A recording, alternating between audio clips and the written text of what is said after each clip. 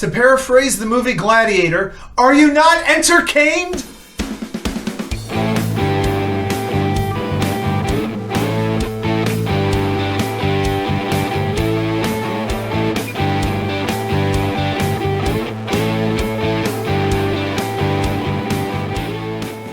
That is the worst joke I have ever told in the history of this channel. Well, welcome back to New York Sports WickerMedia. I'm Kane99. Thank you, as always, for taking the time to watch these videos. Man, oh man, you know, it's been the move that has been long rumored for almost a year now.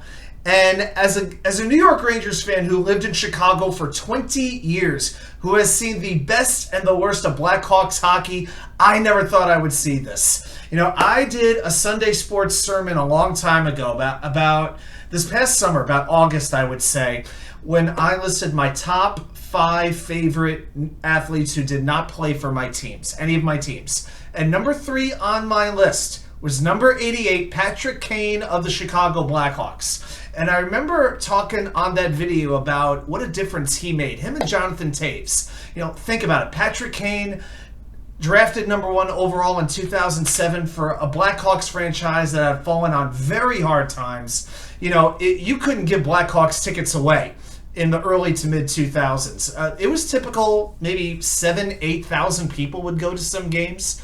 I mean, I could get a ticket. I like to sit maybe in the bottom of the 300s. I like to be able to see everything when I go to a hockey game, right?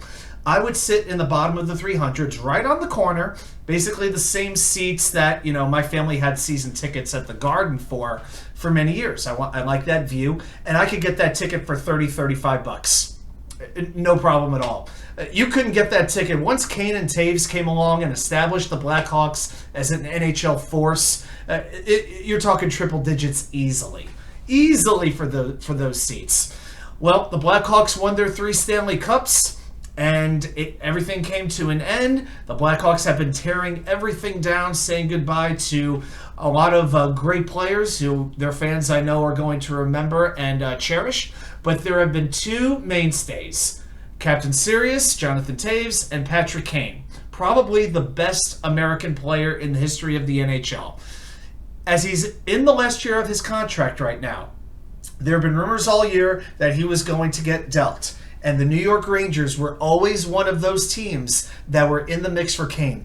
I didn't know if they would really be able to make it happen at the time. I didn't think they had the salary cap space. I was worried about prospects they'd have to get rid of.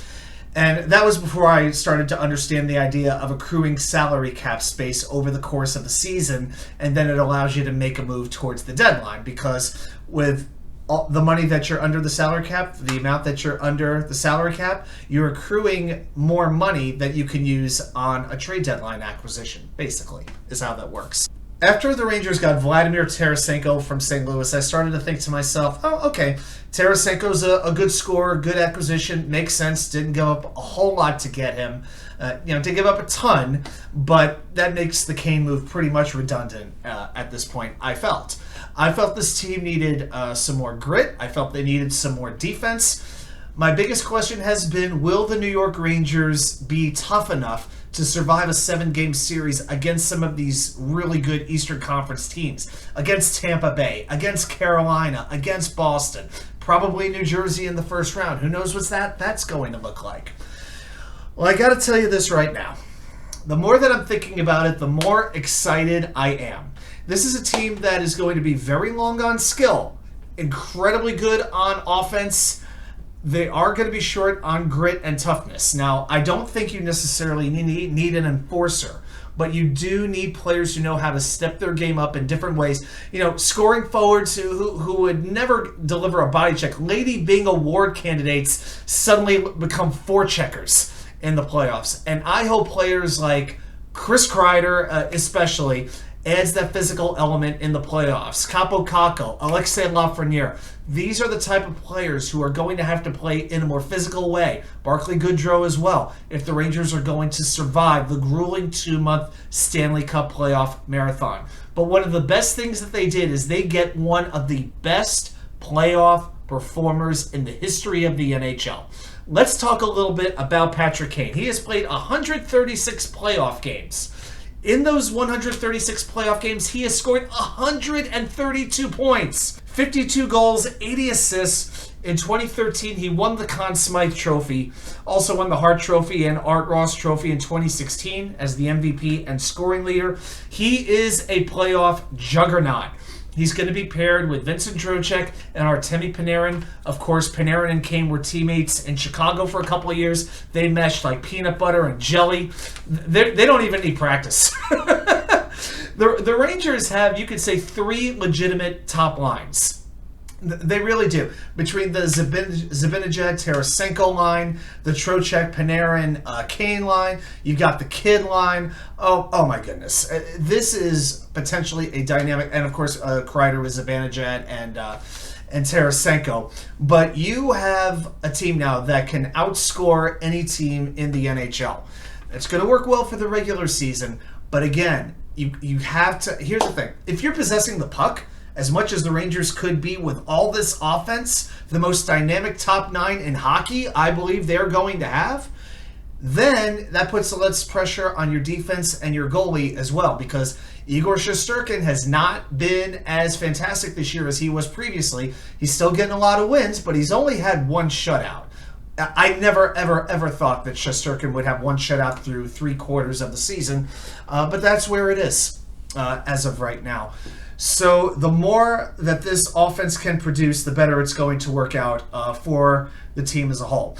And, you know, defensemen like Keandre Miller, once he comes back from his 3-game spitting suspension, he's got to play more reliable defense. You know, he has to get it through his head that with all the offensive talent that the Rangers have, he doesn't need to go in and, you know, feels like he has to be responsible for goals. The best thing he could do is play steady, reliable defense. That's the kind of thing that they really have to do. Now, Patrick Kane will not be playing Wednesday night against Philadelphia. Unfortunately, his debut will be Thursday night, March 2nd, at home against the woebegone Ottawa Senators. That'll give him a game under his belt before they have a Saturday afternoon showdown in Boston against the best team in the league, the Bruins. I never thought it was realistic that Patrick Kane, one of my favorite non-Ranger players ever in hockey that I've ever watched, would ever be sporting this jersey. It may only happen for 20 games, the 22 or so remaining games in this regular season, plus whatever they do in the playoffs. Chris Drury's going all in. That's what this is telling me. They traded a second, a fourth, and a third to make this happen. And that second round pick will become a first round pick if the Rangers make the conference finals, although that first round pick can be deferred to future years. But they gave away 3 draft picks, no prospects. Super impressive. No prospects were given up for Patrick Kane, which is crazy to me. But this is an all-in season for the New York Rangers. And I got to tell you, at this point, am I confident they're going to win the Stanley Cup or, you know, get out of the Eastern Conference? I'm not. I still think Boston has the perfect blend of offense, grit, defense, goaltending, coaching. I think they are just a juggernaut right now. It's going to be very difficult to overcome them. But I'll tell you what, I think that the Rangers could find themselves back in the conference finals. I now have more confidence they can beat Carolina in the second round, which is a matchup that I strongly anticipate could happen. We could have that for the second year in a row, and believe me, if it does, I'll find my way down there again. But man, can that much skill, can it overcome a team like Boston, a team like Tampa Bay? We're going to find out, and I can't wait to watch. Thanks to everybody for watching. I want to see your comments. What do you think of the Patrick Kane trade? Do you think this was a move the Rangers should have made? And what are your predictions for the New York Rangers for the rest of the 23 season? Thanks everybody for watching. Thanks for watching NY Sports WickerMedia. I'll see you back here with more content from you know where. The Wicker Chair.